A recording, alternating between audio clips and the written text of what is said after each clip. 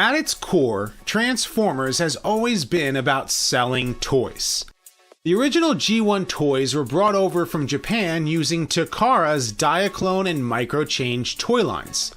Using the same formula for the fiction as G.I. Joe, a real American hero, Hasbro's partnership with Marvel and Sunbow created a comic book and a cartoon. Don't interfere, Prime! Give it up, Megatron!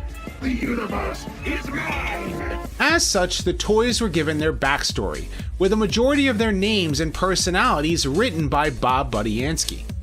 The comic debuted in May of 1984, with the cartoon first airing in September of that year. Both fueled the toy line's popularity of the now famous Robots in Disguise. Two of those toys made many kids wonder if their toys were somehow missing something on purpose. Of course, I'm talking about the heads of Ironhide and Ratchet. A warrior doesn't need a head, just a good, strong body.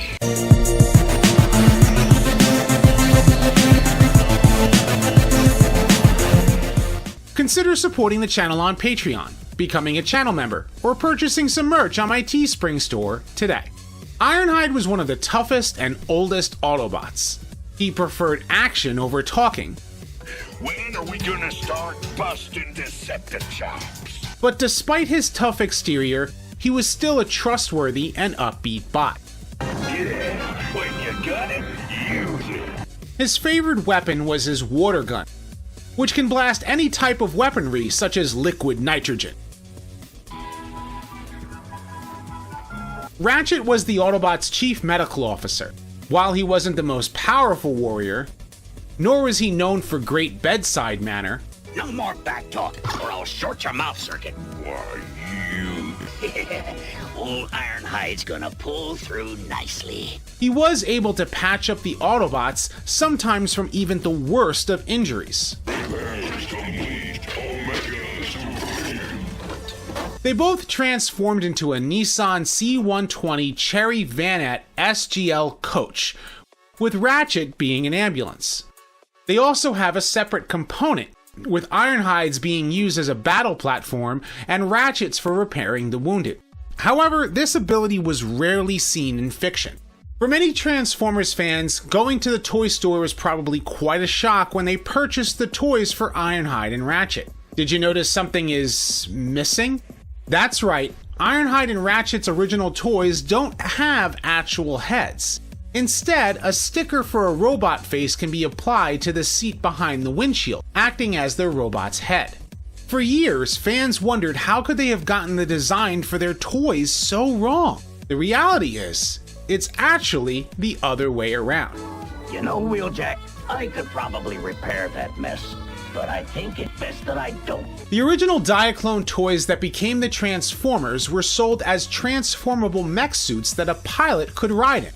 Most of the time this made sense, as they drove cars that transformed. However, for the Vanette mech, the pilot could be seen behind the windshield while it was in robot mode. In addition, the battle platform had seats to man the weapons for other pilots. When these toys were brought over to the Transformers toy line, they came without the pilots. Since the robots were now sentient, a sticker for the robot's face took the pilot's place. In the first two issues of the Marvel Comics, both Ironhide and Ratchet appear as headless wonders, both riding on their platforms. The first commercials for the comic book featured animation with robot designs from Japanese artist Shohei Kohara. Some of the color choices in those commercials influenced the early appearances of the characters in the comic, such as Megatron's black helmet and Starscream's gray chest.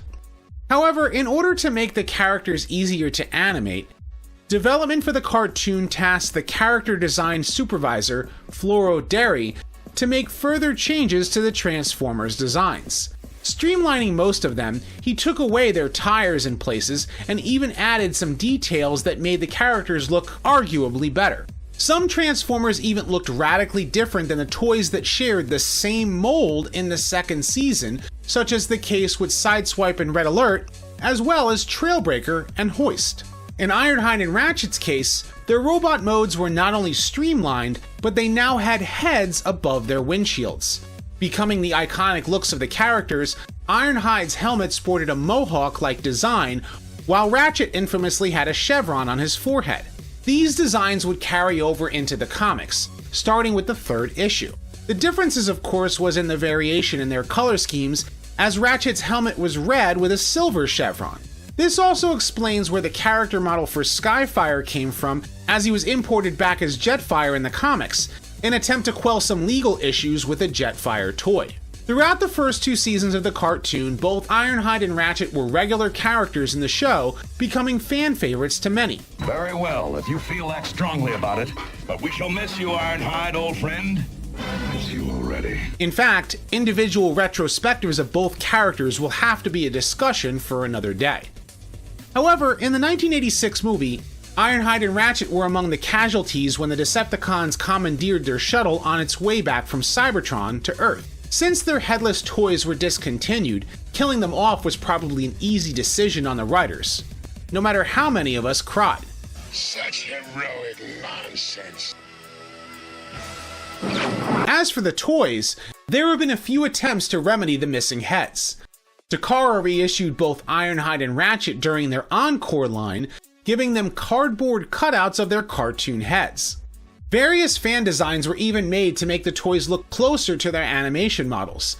In a throwback to their G1 toys, artist Don Figueroa designed Cybertronian modes for the Transformers in Dreamwave's War Within series, taking place before the Autobots and Decepticons came to Earth. Here, Ironhide's robot mode has the windshield in front of his head, while Ratchet's is behind. Throughout the franchise, both Ironhide and Ratchet have become staples in various series after G1 ended, usually having similarities to their G1 counterparts with a few notable exceptions.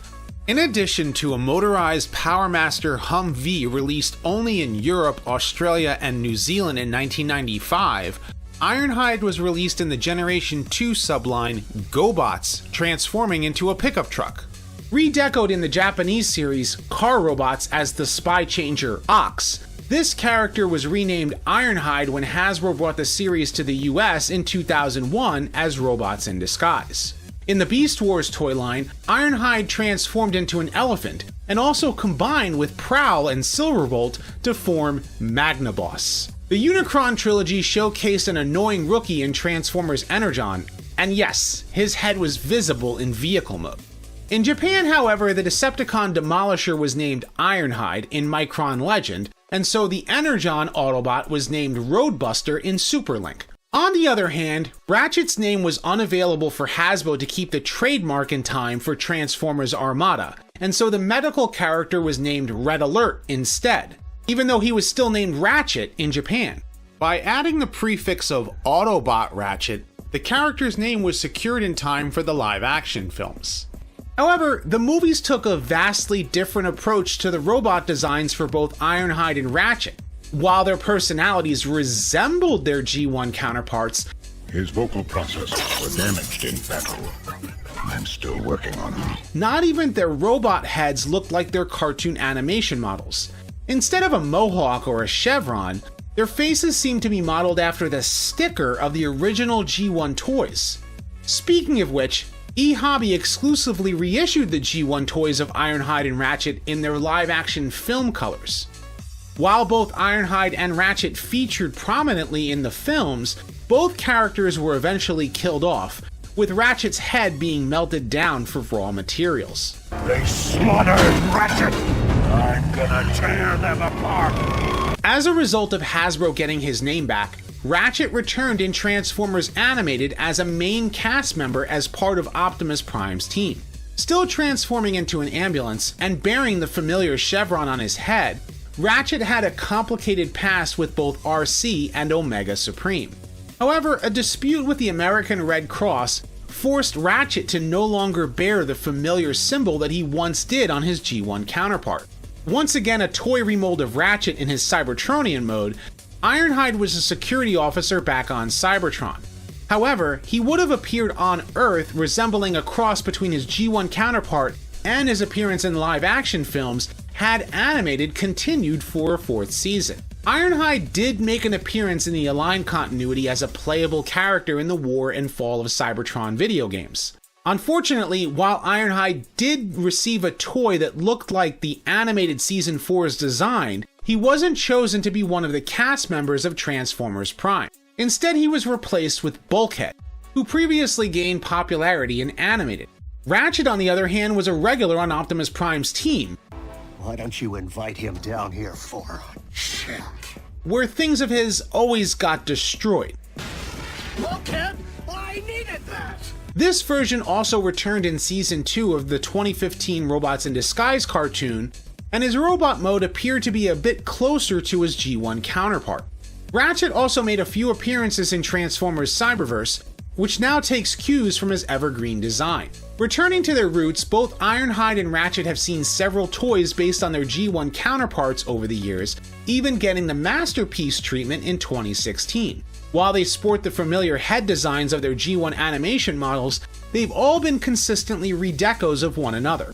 They've also been prominently featured in the IDW comics over the years, and are currently in IDW's new continuity as well. In the Combiner Wars toy line, Ironhide was part of the combiner Optimus Maximus, while Ratchet was released in Japan as part of the combiner Lynx Master. Recently, in the War for Cybertron Trilogy's Siege toy line, a new Ironhide figure was released in his Cybertronian mode, taking cues from Don Figueroa's War Within design in vehicle mode. Likewise, his toy was remolded into Ratchet as a Walgreens exclusive. Both Ironhide and Ratchet's toys have been remolded into their Earth modes as part of the War for Cybertron Trilogy's Earthrise toy line. In addition, they've also been given roles in the tie-in animated series that is currently on Netflix. While their toy beginnings might have been confusing to fans when the franchise first began, Ironhide and Ratchet's personalities overcame their limitations. Nice shooting, sport.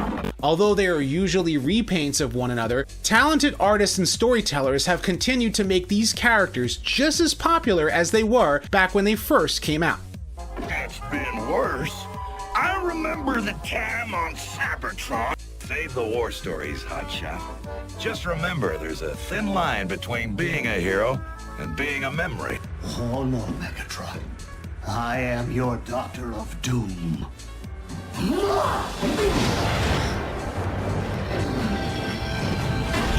But what do you think? Were you one of those angry kids that wondered about what the deal was with Ironhide and Ratchet's toys? I have no head. I have no head.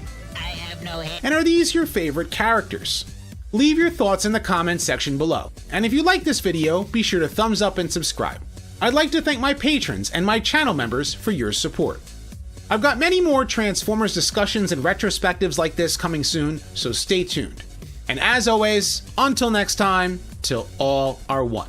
Now, back to headquarters for rest, recovery, and Repairs. Sometimes being an automotive genius isn't all it's cracked up to be.